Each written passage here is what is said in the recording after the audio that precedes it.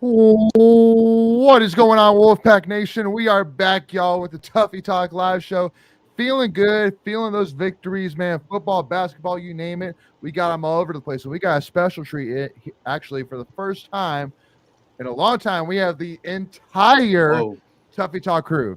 The entire crew, y'all. Lindsay, myself, Greg, Kins, Michael, Macon. I feel like it's the Brady bunch right now. It looks like it, yeah. I know, no kidding. Hey guys, I gotta look this way. So yeah, whatever. Hey, what's up, man? What's going on down there? What's up, dude? You're back, Michael. It's really good to see you. Girl power on the left side. Girl power. Yeah, I gotta go like extra long arm to reach Lindsay over there. Greg, high five. What are you doing? High five. How's the weather down there, Macon? Oh, I know, right? Smells bad. Anyway, y'all. Roaring start. If you're listening to the show right now, I really do feel for you because you're missing out. But anyway, y'all. If we had 3 more, we could play like virtual tic-tac-toe. No, oh, that'd be so fun. That's a great idea. That's a great idea. All right, we need 3 other viewers to tune in right now. Just messing. It's like what was that stupid game show? Celebrity. It was like Hollywood Squares. Hollywood Squares. There you go. Oh, that was my favorite. That's what we need to do. We need to do an NC State version of that one night. Oh, I love it. I love it. Anyway, though, Preacher Man coming in here. I'm game. Anyway, y'all. So appreciate everybody already tuning into the chat. Michelle, my mama, Nick, Hunter, Preacher Man. Appreciate all y'all tuning in. If you have been with us for that L in fantasy football, I'm just saying. Ooh, oh wow. Okay, shots fired.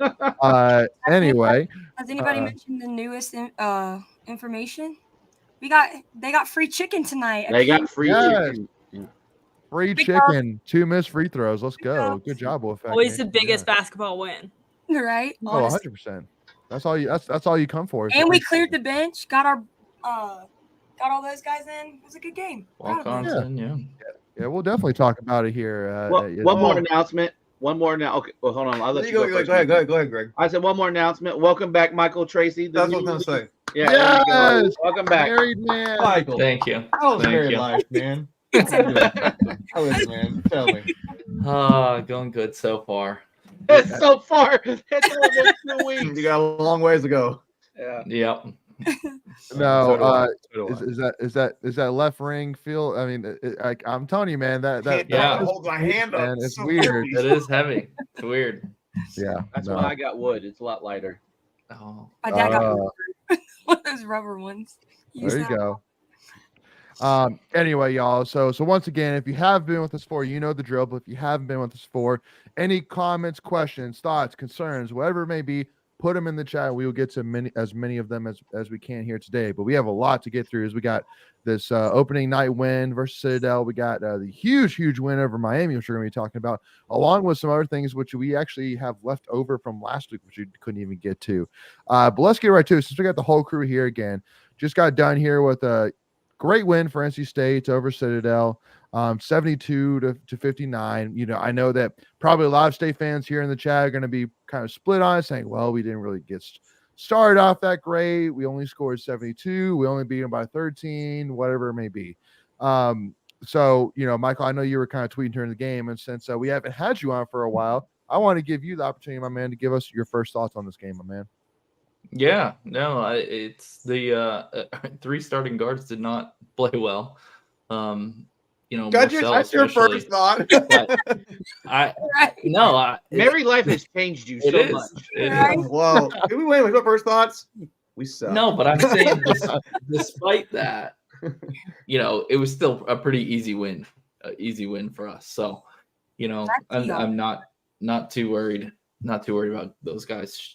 Especially Marcel, like we know what we've gotten him. He'll be fine, and you know the front court was impressive tonight between Diarra and Burns, and even Middlebrooks had a bunch of good plays. So didn't Diarra have a double-double? He did. Double, yeah. 10 and 14. I thought O'Connell played pretty well at times though. At the point, yeah, DJ he Burns did.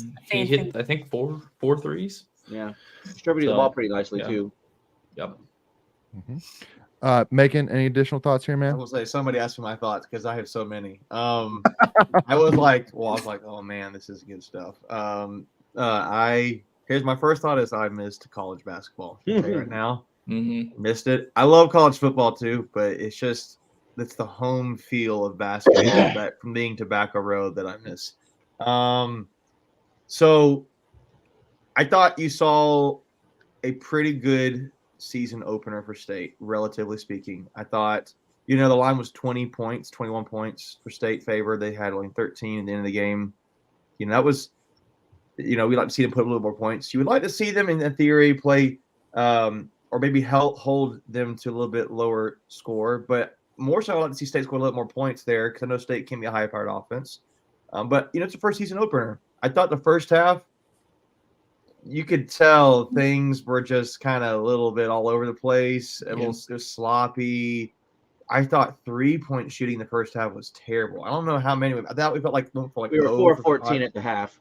Yeah, not good. Not good at all. And it was like, what is that, like this 30? Yeah, like under 30. Yeah, to me, it's not. If you're in the 20s, it's not great. I thought it actually was worse than that. Actually better than I thought it was. But positively, I thought, man, it's like I said, it's a win for State. You're 1-0 this season. I think Citadel looked like they'll be a pretty good team. I actually kind of thought they might be. They had some good players on their team. So I thought that was a solid opener game opponent for State.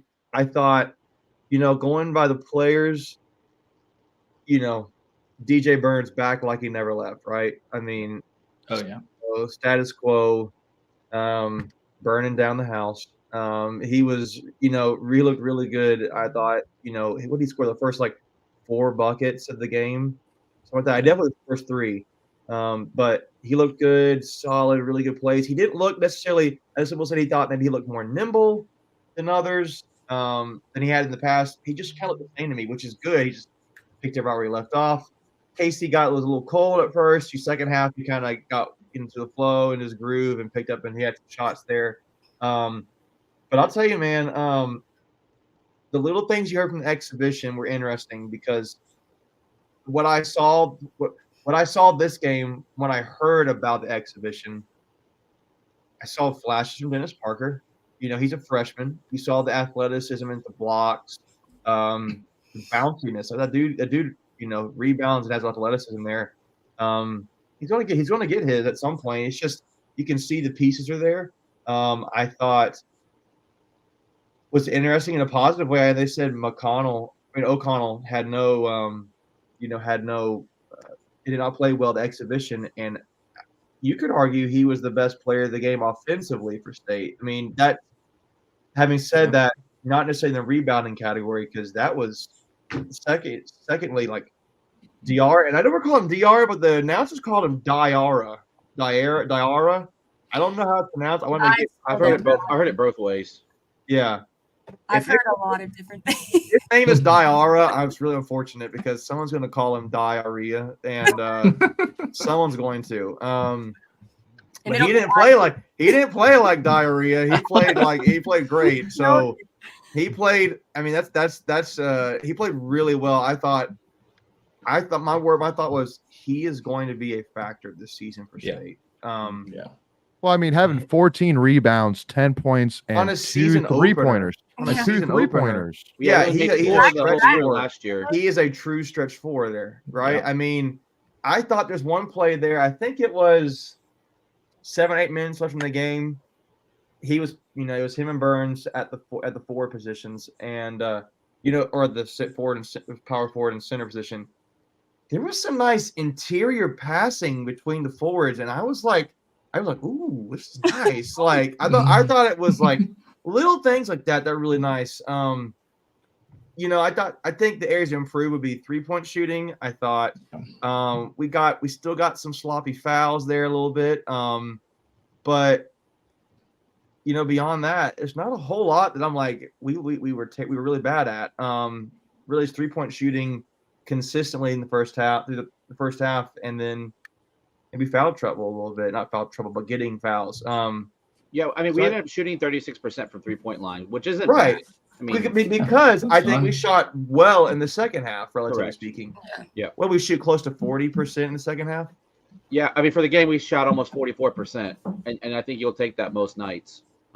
Well, if we shot 44% for the game and we shot under 30 the first half, that was a really good 3-point shooting second half. That's what I'm getting. So I feel the team just kind of had to get in the groove a little bit. But one thing I also thought, and this is my last thought, Leighton, is there's depth on this team you did not have last year. And you can see it. If you had, I joked about at the game, before we get to the football game, if anybody had Jordan Poole touchdown reception on their bingo card, let me know. Like, if anybody had Michael O'Connell and Diarra being like two of your best players on the game, we need to be friends because I didn't think that was going to happen. And so that was it. Just to me, it's like you really don't know any night. You kind of know bread and butter. You're going like DJ Burns, back like he never left. He's picked up where he left off. You can kind of count on Casey, consistently for scoring. He picked it up, but if Burns is off, or if Casey's off, or whoever, I feel like comfortable. You can think, okay, there's going to be like at least two guys here who are going to get theirs each night. It's just a matter of, can you get more than a couple guys to score and play good defense? I thought the blocks were good on this. I thought a number that's going to go sorry, I said that was my last thought. Five block shots for the game. 5 block shots, but a number that is really good, 19 assists. 19 assists. Wow. That's big time. That's big time. So really good ball movement, really good stuff. Areas I would work on is 3-point shooting and maybe lazy fouls. But I thought really they played okay defense. They played NC State defense, which is not great, but good. Yeah. Good They held them defense, 59. Yeah, good defense. Yeah. And I thought it was good. I thought they played maybe even better defense they did last year already. So just a one game. So that was my thoughts. It was a good opener, I thought. No, I agree with you that the defense should have been better. I mean, 40. You let them shoot 40% for the game. The other, Citadel.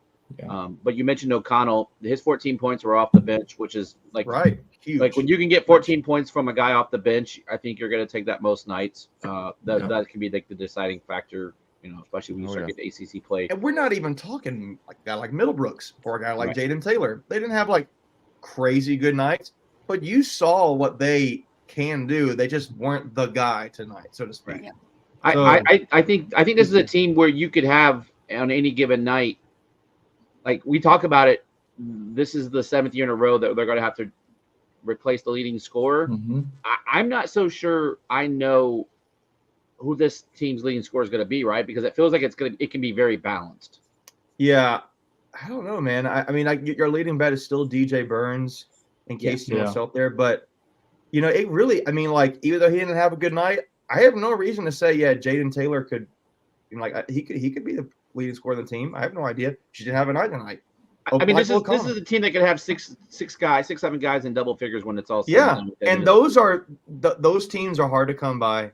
So if you have a team that is averaging, let's say 4 guys and 10 plus points, and maybe 2 guys have better rebounding numbers, and the others and 2 guys have better assist numbers. But if you have 4 guys and double-digit scoring, that's really good. I thought it was the best looking season opener we've had in a while, honestly. Yeah. Looking into everything, every aspect of the game, the speed is still there, which Kevin wanted. You've got depth. This is probably the most depth team we've had in a while, honestly. Easily. And it's just, I'm excited for the season. Really excited. You had guys like LJ Thomas and Ernest Ross who were big contributors last year, and they barely saw the court tonight. Yeah. So, that is a great point. That's a great point, Greg. Where's Ernest? Right. So it's like we have plenty of guys that didn't even really get to contribute as much. Go ahead. And I was going to say that for me, the biggest thing about this team is can they gel and can they play as a team, right? Can everyone accept their roles? And I think if you can get those 2 things, I think you've got something brewing. And I honestly, what I saw, I think it's going to work.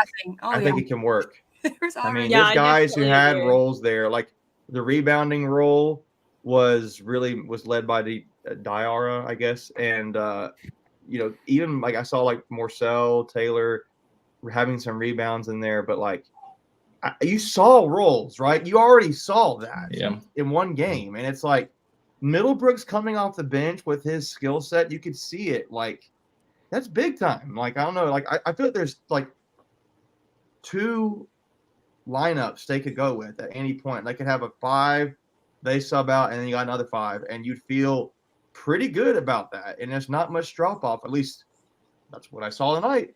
But like you said, exhibition game, O'Connell was off.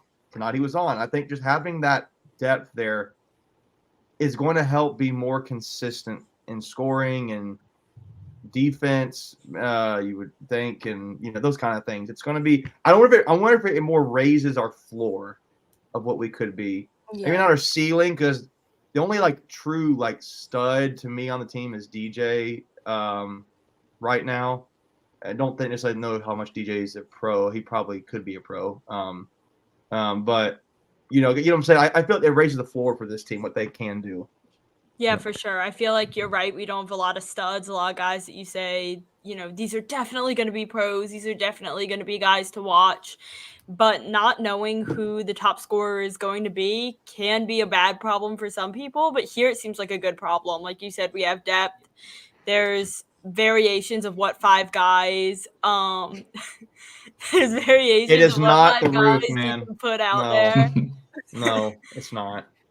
So, yeah, I think having that depth and being able to put different guys out there based on who's hot and seeing how they work together is a good thing to have. And it's easy to nitpick a season opener and say, I wish this went better and I wish this didn't happen. But you have to realize it is the first time you're actually seeing this team out there together, not in an exhibition. And that you can't judge an entire season on one game.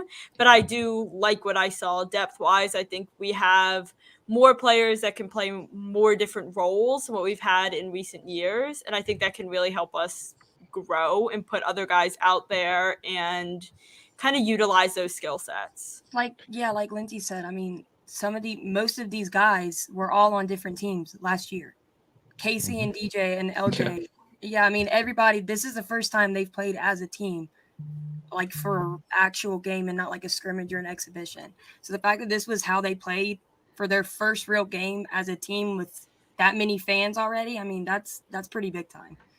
One thing I kind of want to point out too is DJ Burns only had to play 27 minutes last year. Because of the situations he was having to get to 32, 33 minutes a game. If you can keep him around 27 to 29 minutes, I think you're going to keep him fresh, and he'll be at his most effectiveness. Yeah, keep him out of foul trouble, right? And keep him out of foul trouble. By the way, how many fouls? Yeah, 3. That's improvement, right? Yeah, we'll take it. Really good. So I don't worry, Preacher Man and Infinite Hay as well. We'll definitely get to wrestling here today because we had it on the dock to get to it last week. We just ran out of time. We have so much to go through. I know. So let's go ahead and jump on over to Tuffy's mailbag, y'all, and we'll jump into some football here, baby. Wait, why are we talking football? I thought we were a basketball school. Oh, yeah. Well, you should have let us football and then be like, psych, we're going to keep talking about basketball. I love it. Yeah, no. Well, and as many people say, that's not what Steve Smith said. Like, no, whatever. Side note, real quick. I'm looking at some scores around the country for the basketball real quick. James Madison on the road is up 9 points on number 4 Michigan State. About to go into halftime. UNC was tied with Radford. And don't sleep on those Highlanders. I think they were pulling away at that point soon, but like they won 86-70. UNC won 86-70. Yeah, I doubt they covered, right? I don't know. 18.5 point favorites, so almost covered. Yeah. Did anybody else see I know it's not a top 25 team. Did anybody check on Louisville? Because they were losing. Oh God. They won by 1. They won by 1 point. UMBC, the team who was the number 16 UVA. seed who beat number 1 seed UVA. Mhm. UMBC, University of Maryland, Baltimore County. There you go. Hey, that's a program-defining win for that Louisville basketball program. Got to give them props for that. All right.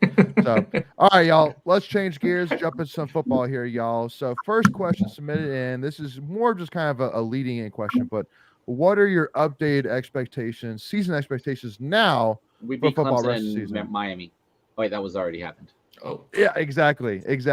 Well, Went and I out. really, and I really do want to kind of say that and just kind of FYI, go ahead and give you guys a little bit of insight, being that you're here on the live show with us. And Nick points out that Wake was losing to Elon, so not sure. If Yep, that's I'm looking at the scores right now. Keep going, Yeah. football, though. Keep going. Okay, keep going. football. But talking about program defining wins, and because we had on this week's episodes, we're interviewing 4-star class of 2025 tight end commit Gus Ritchie, y'all. So make sure to stay tuned for that, and to make sure you do not miss on that. Make sure you hit that subscribe button, y'all. Hit that notification bell, get to it, and that way you do not miss out on it. But anyway, so program defining wins. So when you think about Doeren and what his program defining wins are, I think about 2021 Clemson, first one that comes to mind. UNC probably last year, that was a big win for sure. Really, kind of state your claim I in. think the last two are. No, But they're good wins. yeah. Well, and the reason why I kind of more say last year is because last year we weren't supposed to win. The year before we were supposed to win, but just found a way to scratch it out. Yeah. But yeah. But I still put that into. But anyway, and then this year I would say Miami, more because not necessarily because it was necessarily the best win, but just because you had 2 back-to-back huge challenges, games that we were not expected to win. I mean, Clemson was a 9 to 10 point favorite. This game, Miami was a 6-point favorite, and both those games, you did what you needed to do. Like, it wasn't, Miami definitely didn't play the best game, definitely shot themselves in the foot a good bit. But at the end of the day, I mean, you really stuck to your guns. You did what you needed to, and you came out with 2 huge wins over teams that, or towards the top of the ACC. And now you're looking at the rest of the season going, man, like, it went from 2 games ago after losing Duke being, are we going to a bowl game, to now, are we going to win out? I don't even know. So it was like we were talking differently about if we make it to a bowl game. It was going to be off the backs of Virginia Tech and Wake getting to 6 wins, not necessarily getting to 6 wins with Clemson and Miami. Right. Yeah. I mean, you were hoping it was like, you got that Wake and VT games, but they're on the road, and it's like, well, you got UNC at home maybe, but yeah. Just, I mean, being able to come out of the bye week and win those 2 straight, it's a great job by the staff and the players. All right, so this is what I need you to do, Michael. I need you to get divorced this week and then go get married again next week. I know. People, if your wife loves you, she would do that for you. Right? She honestly would. People were offering to pay to extend their honeymoon, and I, almost took them up on that. I love that. Yeah, after the Duke game, during that bye week, we were talking about what's the ceiling for the rest of the season. And if any of y'all had told me, oh, we're going to win out, I would say, all right, okay. I would have said I think that. you need a drug Love test. your optimism, but whatever. But now, 2 weeks later, after 2 unlikely wins where we were the underdog in both, I don't think that's ridiculous. I don't think it's ridiculous to say we are going to win out. We have 2 games in a row on the road, which is always tough. Virginia Tech, I think, is becoming increasingly difficult to play on the road. It's a day game, and I then, like it. Yeah, we play UNC at home, who are known to kind of crumble, fall apart, playing us in recent years.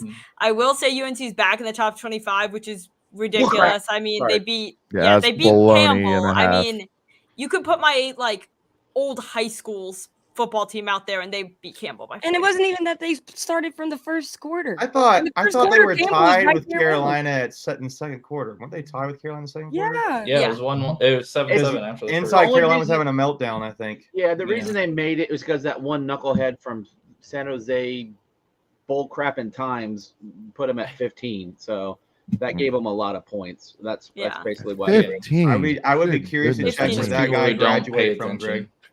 I mean, I'm curious to see where that guy graduated from. Yeah, I was trying to do a little Oppo research on him, and I kind of got distracted by work, unfortunately, so I didn't see where his lead was. This is an interesting stat.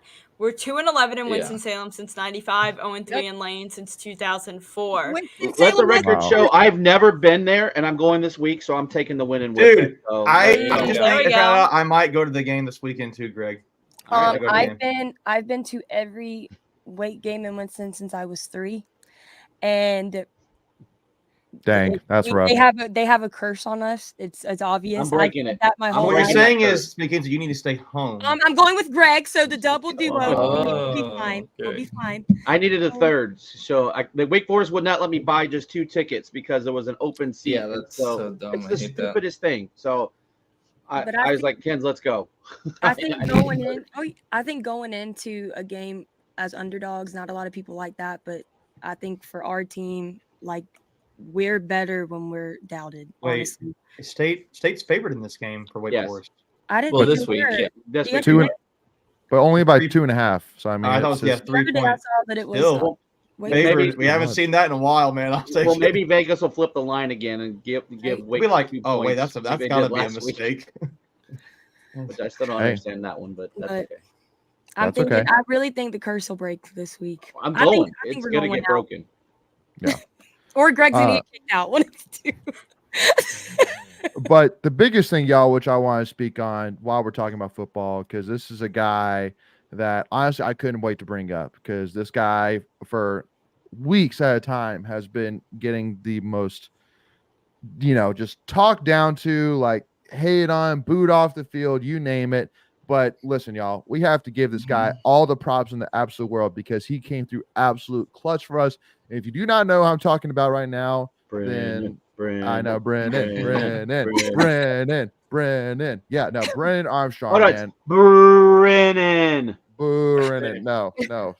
Now it's Brees Brennan. Yeah, no, that didn't work as good. But anyway, y'all, again, just I can't say enough about this guy. I mean, first of all, like on that first run play where he like went into that linebacker and gave it everything he got, and then he got up running off the field and was clapping. Like I'm telling you, dude, like I'm sitting here saying, give me 120 Brennan Armstrongs on the football team, man. Like that dude, he is athletic, he is skilled, he is a skill player, and you know what? He is a team player and the definition of one at that.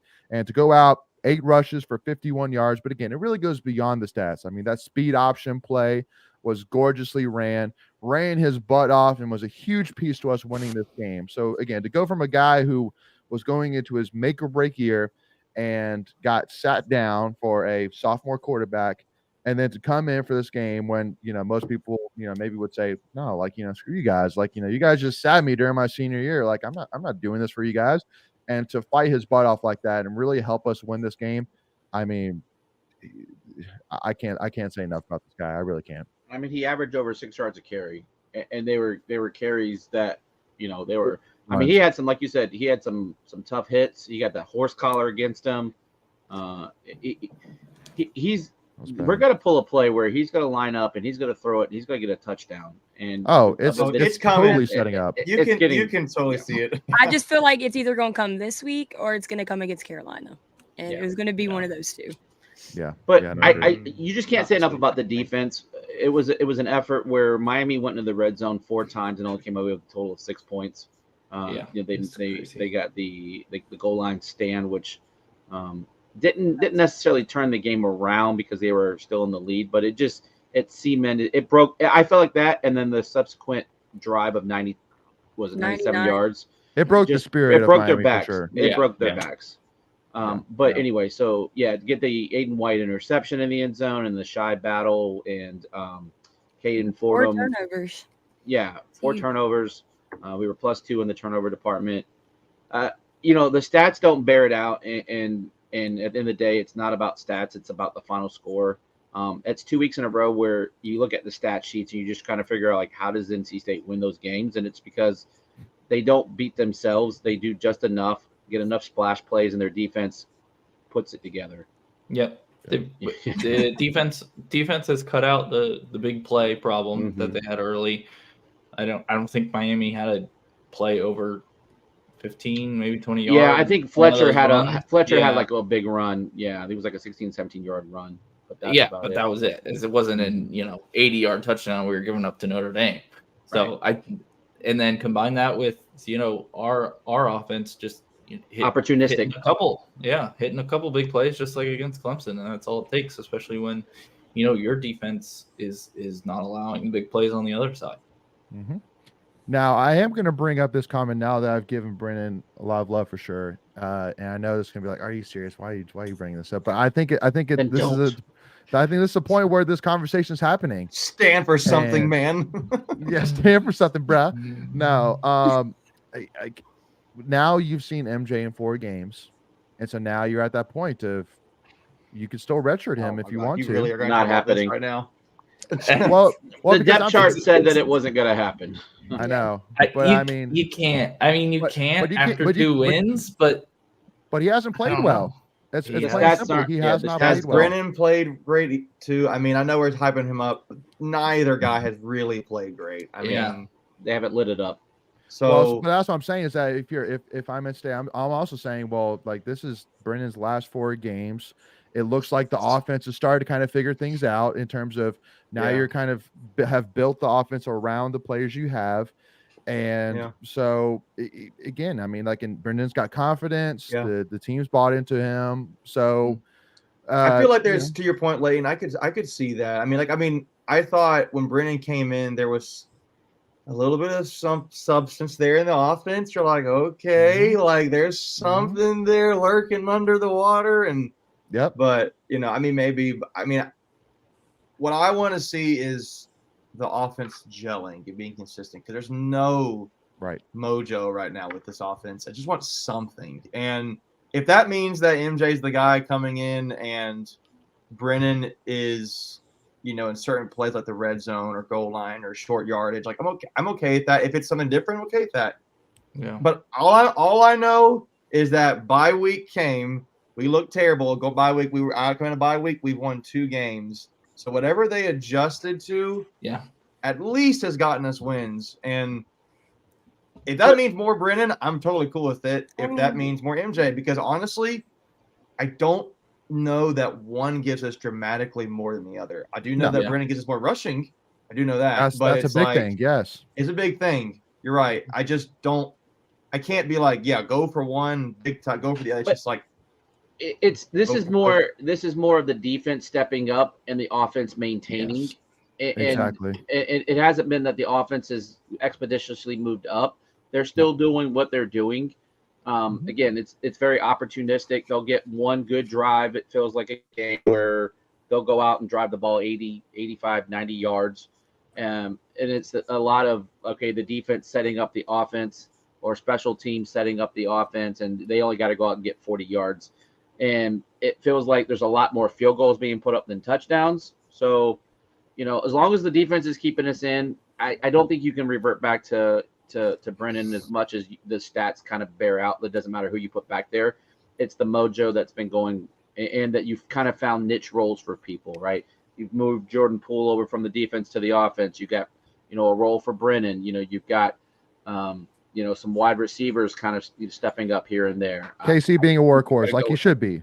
Yeah, KC, right? Yeah. You found you found what KC does best in this offense, and you just put him in different positions in that, whether it's being a little pitch pass, whether it's which Tim Beck did not do with Thayer Thomas last year. So that's why everybody's saying, I wish I had Tim Beck back. You didn't see Tim Beck no, this work offense has around been very saying that the last 2 weeks. Who's saying that? For real? Seriously? Oh, that was totally a conversation for sure. Yeah. Back when like Duke. I don't think it was that much better, to be honest with you. I mean, there was offense. To be fair, there was more offense we're seeing with Tim Beck than there has been with the 9 so far. Go ahead, I don't think that's a 9. Go ahead. I feel like we also need to applaud MJ's toughness, though. I mean, my man's gotten laid out for sure 5-6 times, huge layouts, going to the tent 3 times out of those 6. Yeah, I mean, those reps had to be not helping sore. him. It's not just him. I mean, a lot of people are saying he's not how he was last year. I mean, he doesn't have the receiving core he had last year, doesn't have the offensive line he had last year. His toughness is insane. I thought he was out after that hit at Miami he took. I really did. And for him to come back in the next offensive drive, it was big. And here's the other thing: we've cleaned up a lot of the nonsense, right? Like Michael said, we cleaned up the big explosion plays on defense. for the most part, we've cleaned up a lot of the nonsense on offense. Though we did have two pre-snap penalties this last game, but we did really well against Clemson in that department. And so it's those little things that if you can clean up, those little ankle biters, I'll call them, you give your team a better chance to succeed at the end of the game. And here, let's give credit to the offense. They put their foot down and stomped Miami when they needed to, and put that game out of reach. 100%. Which is what we didn't do against Louisville with Brennan Armstrong at the helm. Yeah. True. Yeah, agreed. Leighton was saying that the offense is starting to figure it out. The keyword there is starting.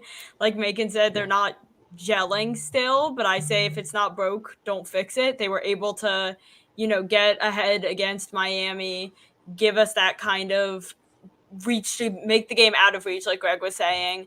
So I think there is room for Brennan out there. In certain plays, Brennan gives us what we need. He has something. He brings something to the table that MJ does not.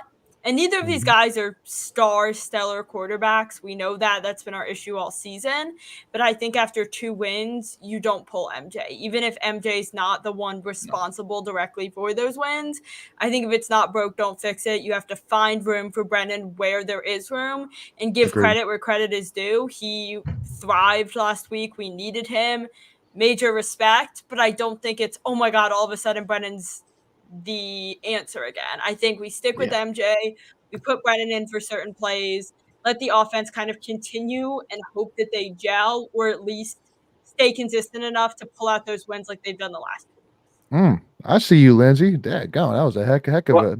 That was well said. I love it. Go ahead, Greg. Yeah. I think this offense has done really good when you give MJ a solid play, like to get him out in space. If you roll MJ, if you can get him some quick hitters, because that this offensive line isn't going to give you 3-4 seconds on most times. But I will say that Miami was a very good defensive line, and we only gave up 3 sacks, and they had the second best edge rusher in Bain. And he didn't get anything in that game. So again, I think this team is doing just enough, right, to keep themselves in ball games. We keep hitting on it. They're not beating themselves. Like, yes, we had the 2 turnovers with MJ throwing that pick, by the way. But here's the thing: after each turnover, we got it right back because our defense stood up and took it right back. So those turnovers aren't hurting us as of right now. Well, and to kind of break down too, that one interception which NJ threw, like that's kind of one of those plays where I hope that he can watch that film and gain a little bit of seniority expertise. Where you see when if you watch that play back, Kevin Concepcion when he motioned out was 1-on-1, no safety help, all by himself in the slot. So even though that play was maybe designed to go to Timmons, whoever was on the right side, I would hope that again, just this is more of a senior thought, but being I got KC, my best guy, 1-on-1, nobody help. I'm looking at him all day long, and I'm going to live with results. And if he did live with KC, he was wide open. There was nobody between him and the end zone. It would have been a walk-in touchdown. But again, that's a learning point for future. But again, yes, I'm sitting here saying I agree. So again, well said, everybody. Love to hear that. Hey, also let's not lose sight real quick. This is only MJ's 8th game, right? And he had a crap ton of more time last year to find a guy. So, I mean, he's still gelling with everybody else, just like the entire offense is. So, Yep. But again, got to give a shout out to Anai, though, too, y'all. Like, I know that, yes, we only scored 20 points, but, dude, the creativity, like, it was exciting to watch. And he was getting, just like Greg said, he got his guys involved. Like I loved it. Great. About that, it's like you have nothing to lose at this point from an offense standpoint. Just try anything, in my opinion. Yeah, it feels like they're throwing everything at the wall and seeing what sticks, and then however that does, they just pull more plays out of that formation or add little wrinkles to it because it like. And here's the other thing I will say, and I kind of mentioned our Discord. If you watch, this is something that we got to be careful about because there was times where Brennan Armstrong was wearing 2 gloves, and then there was times he was only wearing 1 glove. So, Greg, I heard somebody mention that to me before. I can't remember said that to me, but I heard that same thing. Yeah, I put it in the Discord today, and I was like, because I rewatched the game today, because it's something that when I'm sitting in the stands, I can't really see that they're the little glove. I can't pick up on those little things. That's interesting. But I was like, we gotta just fix that. Yeah. Or we need Brennan to learn how to throw with the glove on. And exactly. And then that would really throw him off. Kenny Pickett style. I like it. I like it. But yeah, again, got Carson here mentioning about Miami has a stingy defense. Got to give a shout out to the offensive line as well. That I mean, even though you had Jacarius peeking the right side and he gave up a bad sack that forced a fumble, just completely just missed assignment there. But at the end of the day, I mean, we only gave up 5 pressures to one of the best defensive lines in the ACC, if not the country.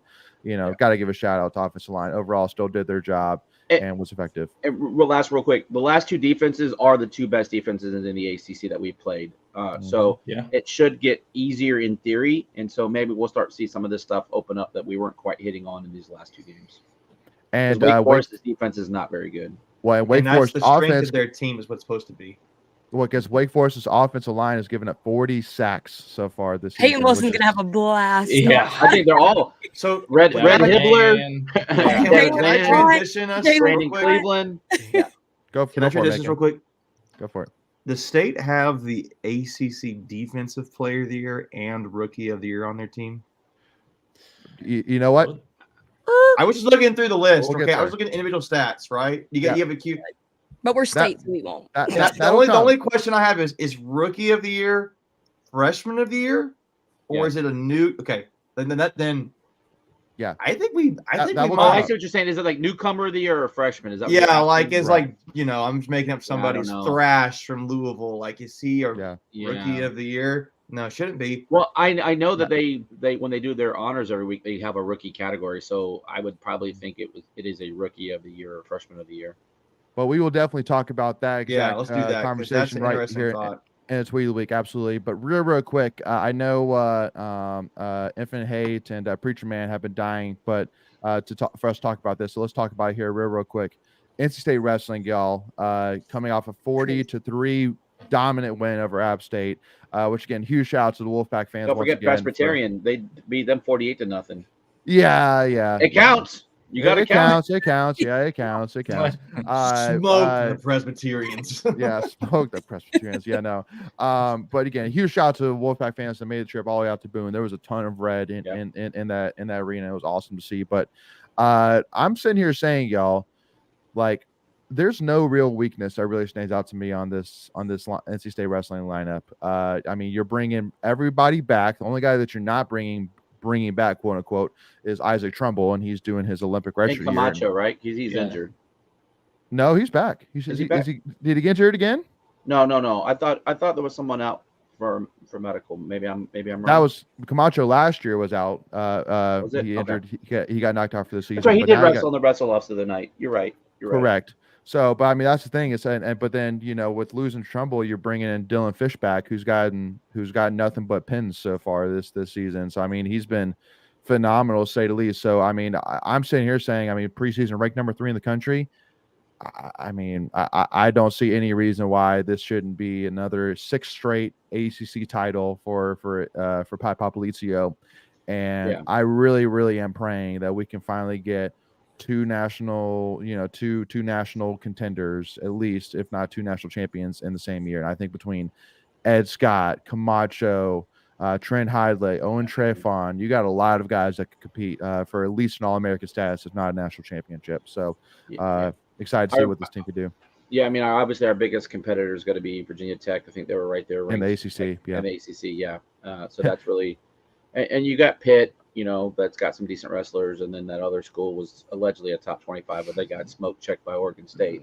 Yeah, they did. Oh man, dude, when they come to Rails Coliseum, y'all, I kept plenty of receipts, y'all, and we are letting that new coach have it, man. I don't even know his name. He doesn't even want to have his name right now. I don't want to say this disparagingly, so it's going to come off wrong, but I just say we put all the hot chicks from NC State right in the front row and say, bro, we got hot chicks too at NC State.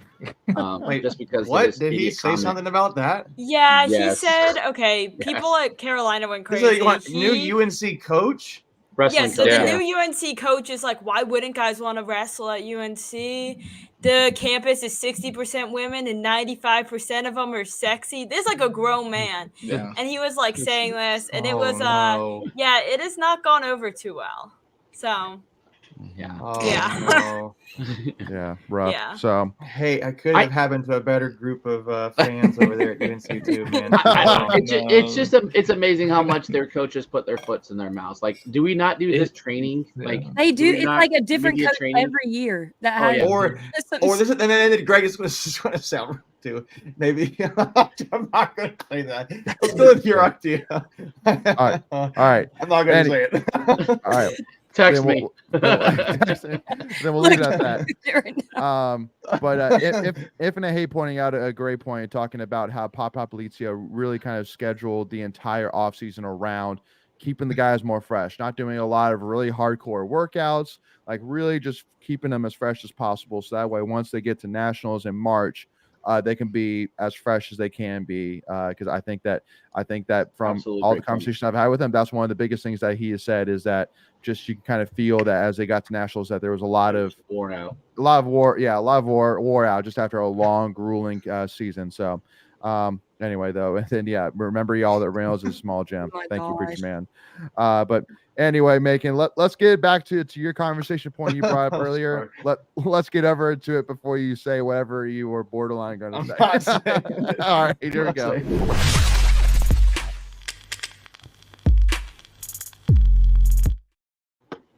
All righty. So this tweet right here, kind of I think summarizes what you were talking about, Macon. So it was a tweet by Airwolf talking about prior NC State ACC Player of the Year winners, and brings up Defensive Player of the Year by LeVar Fisher in 2000, Bradley Chubb in 2017, and then Rookie of the Year, which there's a list of them, but the most recent one being Russell Wilson 2008. Been a while. And talking about why did he say Will? I think he meant to say Peyton Wilson. It had to have been. Sorry, I didn't even put two and two together until it says Will. Will Wilson. We have a commitment named Will Wilson, so I was like that's what? right. That's why I was Will Wilson. Oh, Will. Two-star athlete. Two-star athlete. The inflections you have to use your voice to understand that and communicate is like Will Wilson. Dang it! Did someone change the words on Ron's teleprompter? Yeah, I'm sitting here. Wilson be next. Peyton Wilson. That's an Anchorman and Kevin Concepcion be next. And I'm sitting here saying, I mean, we were talking about it last week about where does Peyton Wilson rank top 5, and I'm telling y'all right now, man, there's not 5 linebackers I'm taking over Peyton Wilson if I'm creating a team, man. There's not. Like this dude. Oh my God, he's just phenomenal. Every single time I see him, I'm sitting here like, oh. It's great to watch, y'all. Well, I'll go back to what we said last week. Remember the little stat I said? He's averaging like 14-something tackles a game. If he maintains that average, he will. Now he got 16. Be on track.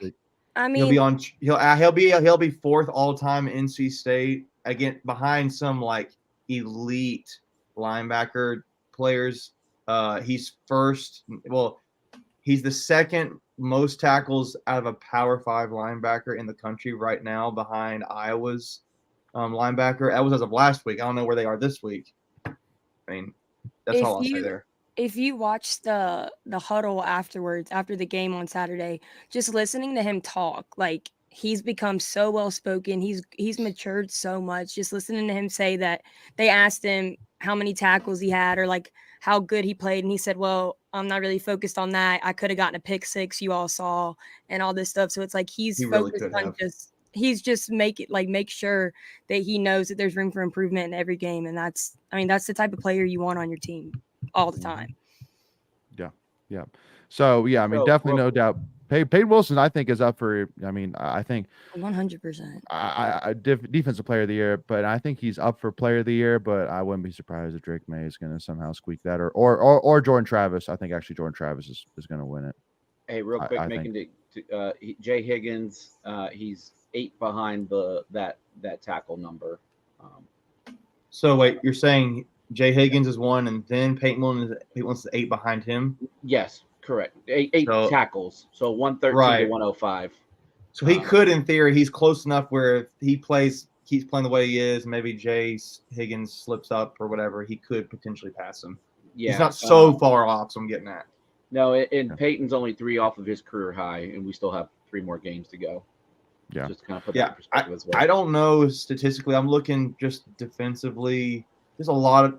I feel like it may be actually harder which is going to be more, to answer the question, what do you think will be more difficult to win? What do you think more harder for Peyton to win Defensive Player of the Year or Conception to win Rookie? Because I don't see any rookie doing what Conception's doing right now. That's why I'm like, is he the best rookie because there's not a whole lot of other options?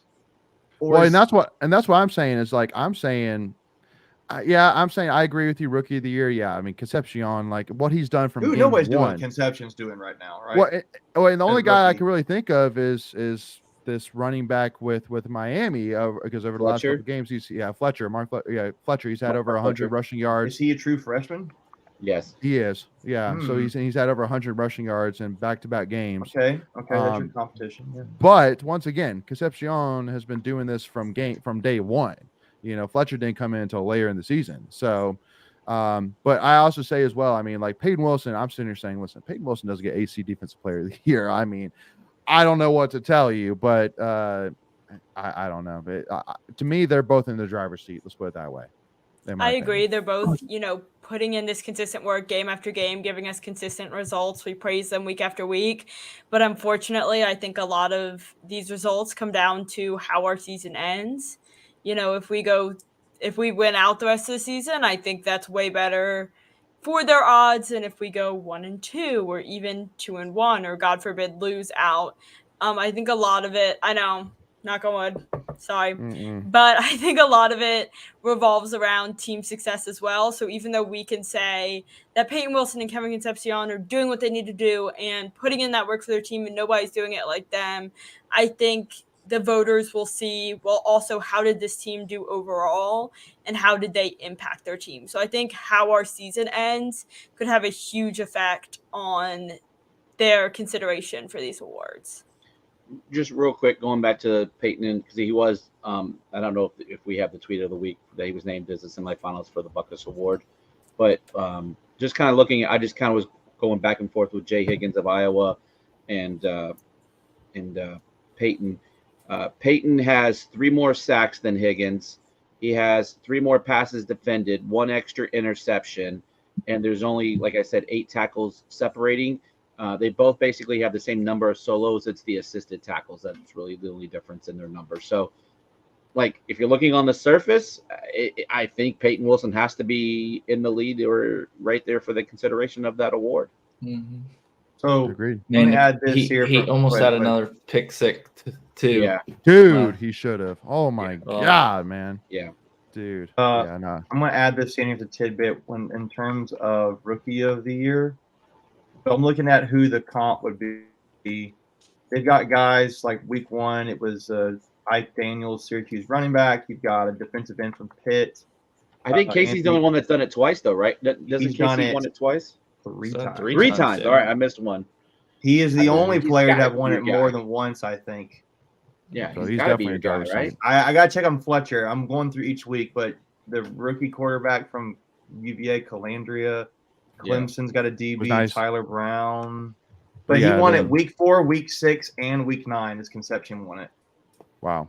Yeah. So, I mean, he's definitely got to be in the driver's seat too. So, So again, love what I'm seeing from them. But I got to switch over to my guy who just achieved a huge accomplishment and became the winningest football coach in NC State football history, baby. Salty Dave Doeren, Coach Doeren. Huge shout out to my guy. 78 wins, passing the all-time great Earl Edwards. Could not be more excited for him. I loved his swagger after the game, with that cigar, man. That was awesome to see. I love it.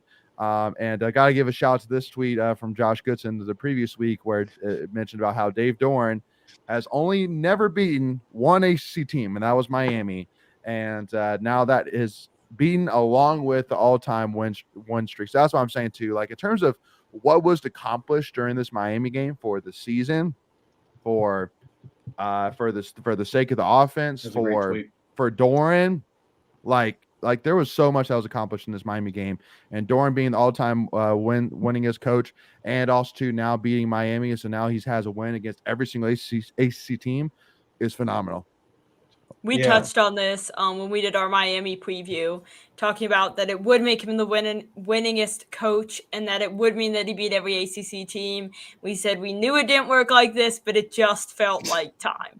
Like, we know it doesn't technically work like that, but sometimes it just lines up like that. So it was super satisfying to see it actually work out that way. So yeah, major shout out to Doeren. I thought it was seeing him smoke his cigar, celebrate. Yeah. I thought it was a little bit, one word I'll say, I thought it was a little poetic, right? Like he got his career, he got his record win against a team he had not beaten yet. And at home too. Yeah, and he did it, he's a defensive coach. Really, in my mind, game was won defensively. I thought it was kind of poetic for him, so to speak. So, so I think, I forget who I saw it from, maybe it was on one of the message boards, but somebody said the confidence that Doeren had he talked about flying in all his friends from his playing days and some old teammates to fly him in for the game. He knew he was winning this one. I love it.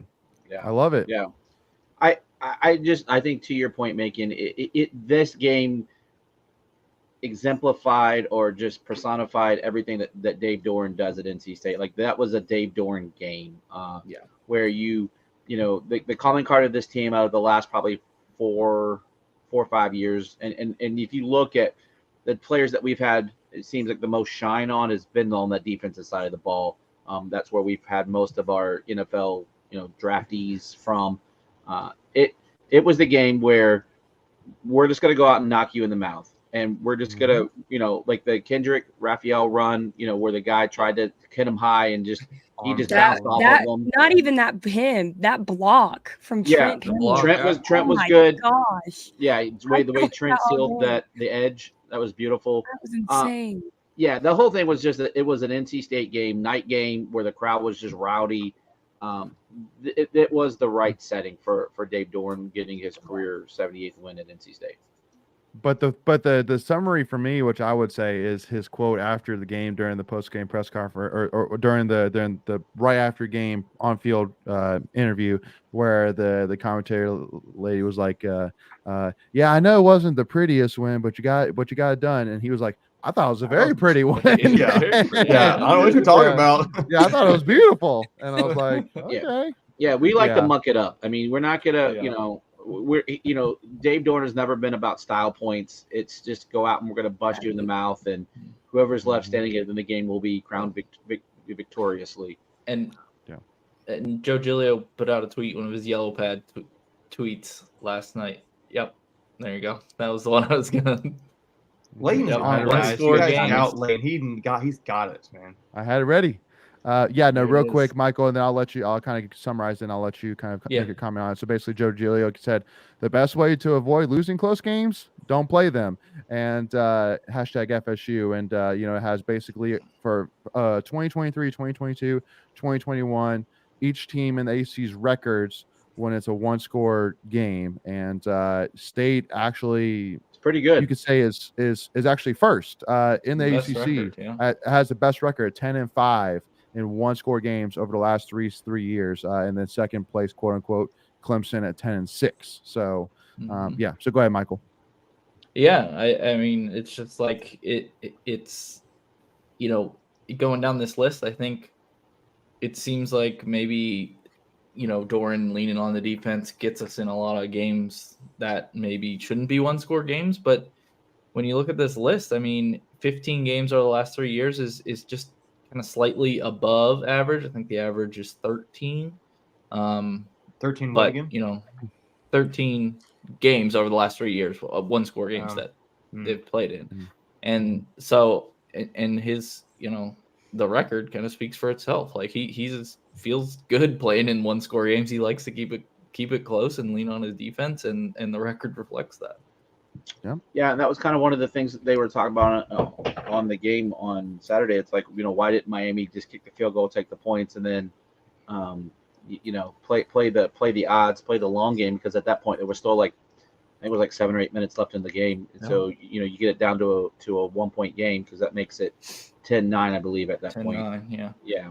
And so I think if it was reversed, I think you would have seen State take the field goal. And that's how we would have probably ended up playing it. Again, just just the way Dave Doeren plays the game. He plays those one-score games. He's going to take the points when he can and not always gamble, right? And it drives us fans bonkers sometimes. He plays very conservative. But the record shows that that's the way you should play, right? If we're 10-5 in those games, the analytics don't normally lie. Mm. And once again, I have to shout out to once again, and Lindsay, I'm sorry, I'll bring you back to this. That people keep on bringing up the point saying NC State's football program is mediocre, and I literally after the game could not stop thinking about that quote, being like, you don't understand, like honestly, like if I were to give you the choice in terms of overall program, in terms of fan support, in terms of money, in terms of facilities, in terms of on-field performance, whatever that may be. There's not one single program in the state of North Carolina I'd rather be than NC State right now. Seriously. Overall, like fan support, money, facilities, on-field performance, you name it. Like I don't want it because again, UNC I say no fan support. With App State, I would say I thought they had a crazy atmosphere. What do you mean? I know, crazy atmosphere. I mean, look at ECU. ECU is 1-8 right now, y'all. Like, dude, ECU fans are losing their crap. Relax, my mom's on here. She might say something. How is our Boneyard podcast buddy doing?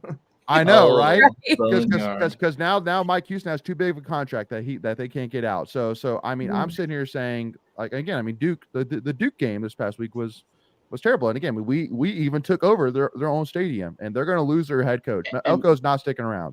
By the way, they only have 40,000 seats in that place. It isn't like it's hard to fill it up. Right. Exactly. So again, y'all, like, and another thing. I'm just kidding. So let's stop disrespecting this daggone football program Doeren's built, man. Like, it is phenomenal. That environment was phenomenal. Like, to your point, Leighton. To your point, I think that's just fans living in their mindset, being fans.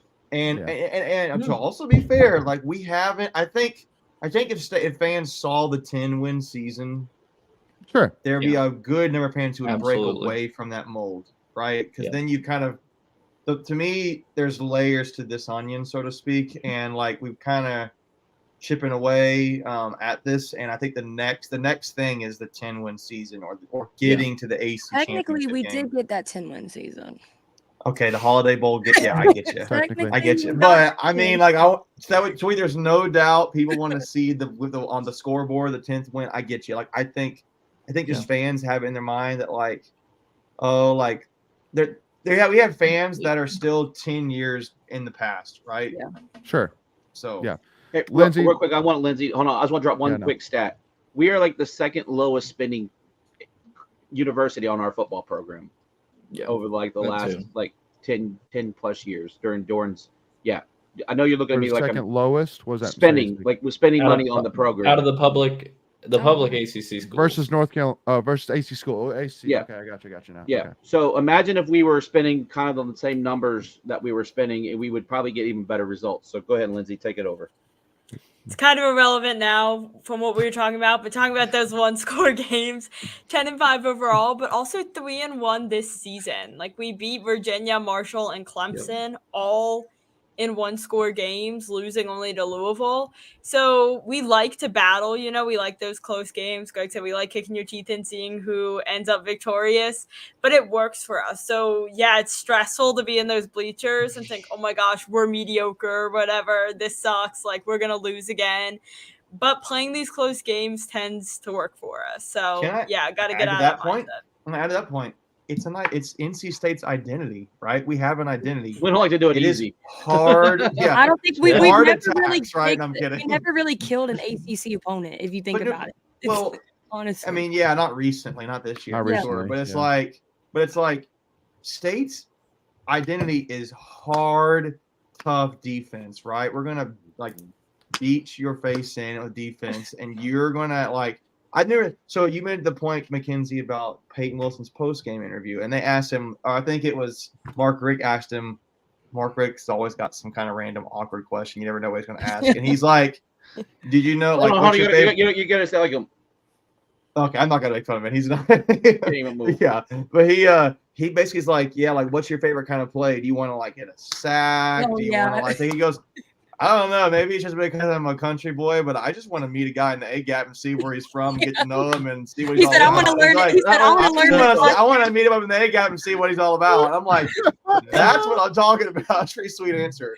So that's a great but answer. that is I an wanna see embodiment where of he's from and his last name. State's mindset. Like, I want to beat you up, man. I want to kind of like go mano a mano and see what you're all about. And I like that's pretty great. I mean, and I also think that stems directly down from Dave Doeren and Tony Gibson, because Tony Gibson is from the same cut of cloth as Dave Doeren, right? So they're both,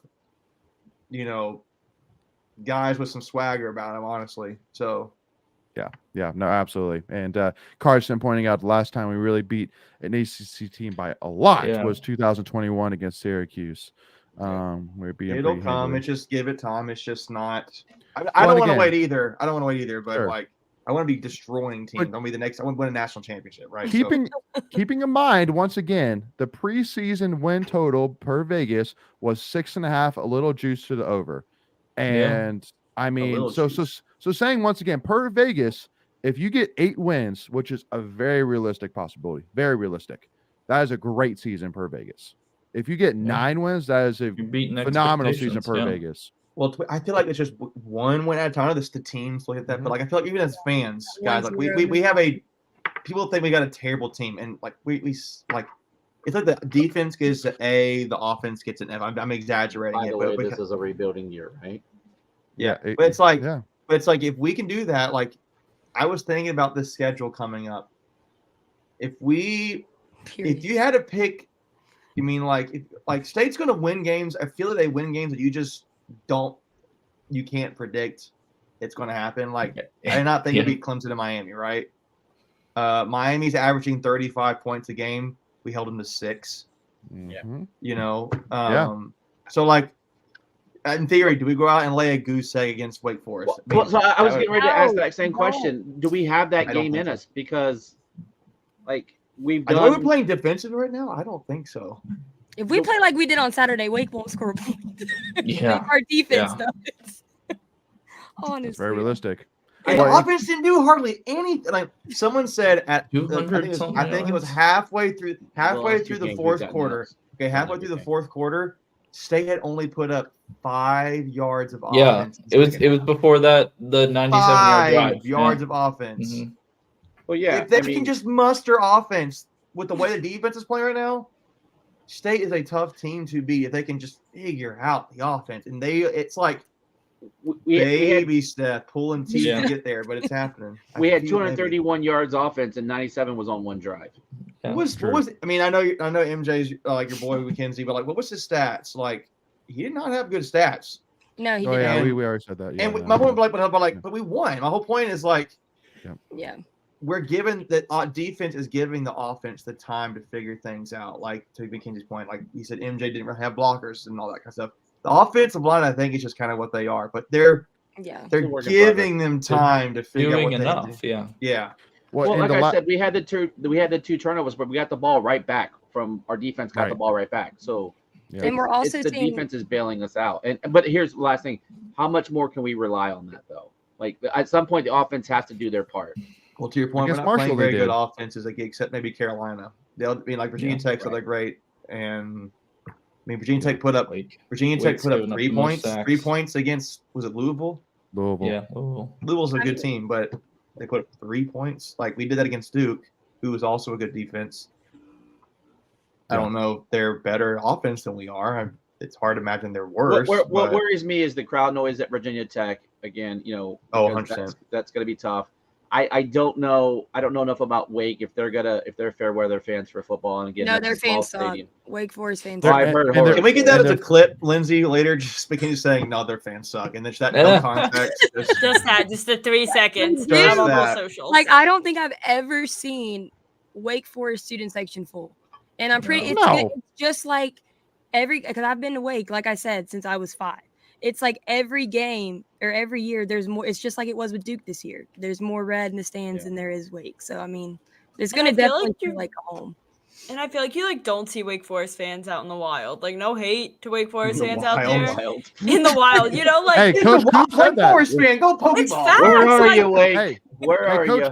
Coach Coop said that. Coach Coop said that about State fans. Level 26 Wake Forest fan. Oh my god. Like flip, like when I live in the Triangle area, I'm walking around, I see people in state stuff, UNC, Duke, whatever. Wake Forest fans Ain't nobody in Wake Forest stuff. Unless Wake Forest fans come out, I've learned if they beat the Triangle teams. That's when they come out in full force and they're like, "Oh my God, and I'm like, you're not even the stepbrother." Where I live, there are Wake Forest fans. I live okay. Really sorry, Salem, Wake Forest though. fans. Yeah. I guess they have a small nucleus around the Triad area. Like it really my next door is, neighbor is a Wake Forest fan. I mean, I'm looking it up because I didn't know the size of their stadium. It's 31,000. Like, wow. Tiny. But I mean, I know it's like I think they're the smallest or second smallest student population. I think only Duke is smaller than them. I think their whole student body could fit in their student section, so that's why it's never. That's why it's never full, because you would have to get every single Wake student there. Yeah, less than 9,000 students are enrolled at Wake Forest. Yeah. And the undergrad population is under 5,500. Yeah. Crazy. It's a lot of grad. Yeah. So yeah, y'all. So I definitely think there's gonna be a lot of red there. There's not gonna be a ton of Wake Forest fans coming out for a 4-5 Wake Forest team.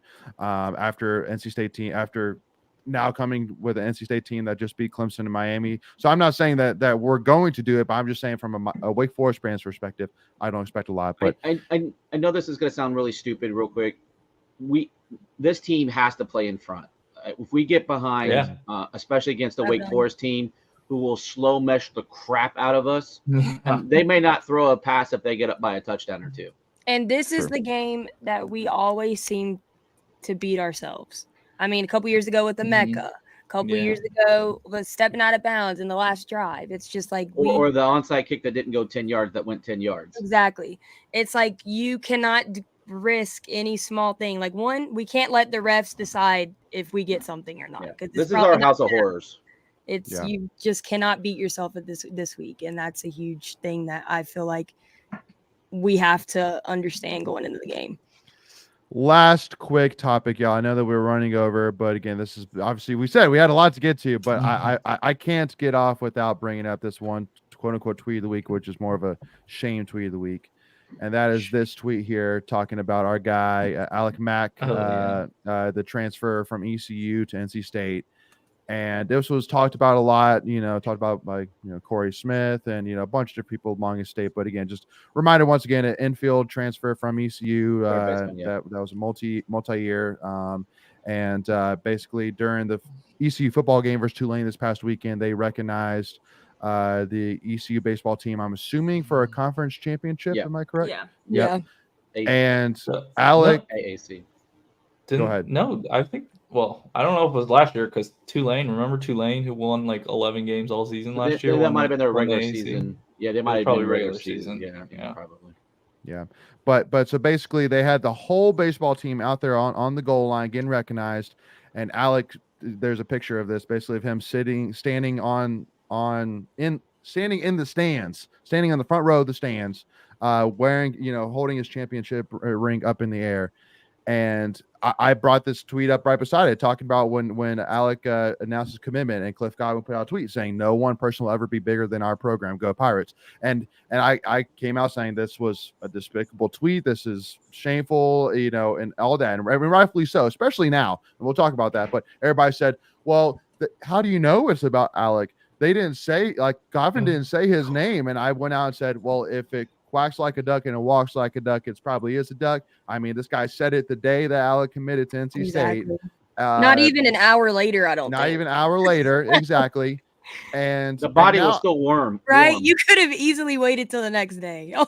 And again, this just goes even further, saying I have no respect for Godwin, man. Like the fact that you put this guy on the sideline, that is shameful, man. Yeah. This whole thing has me personally mad. Like, I'm Alec myself. I mean, he played 4 years at ECU, got his degree there, and was the only player to start in all of their 66 games last season.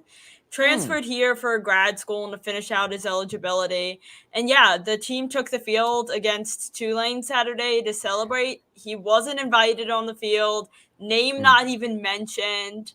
I think it's just disrespectful to what he put into this program, a guy you trusted to start in every game, a guy who played for 4 years, who has a degree from the school. Transferring isn't personal always. Transferring can be about academics, can be about being closer to family, can be about a million different things. And this level of like petty and disrespect is just a bad look.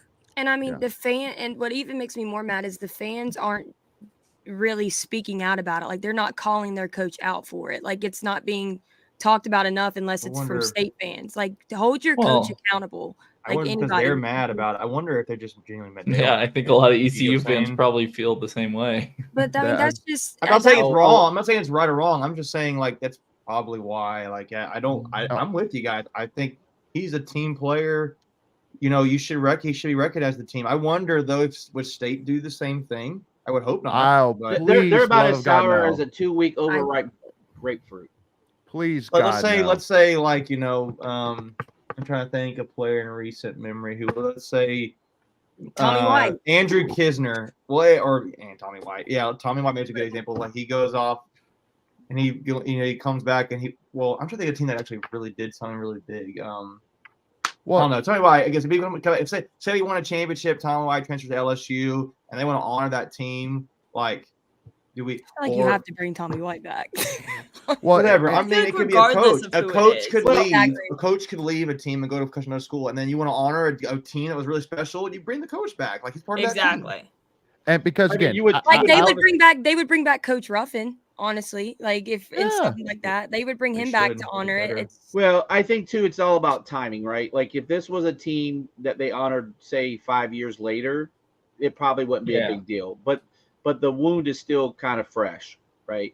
Like to your point, they would bring Ruffin McNeil back now, but 7 years ago, if they had won a championship, they probably don't. It's all about timing. It's a bad look regardless of it. It's a terrible look.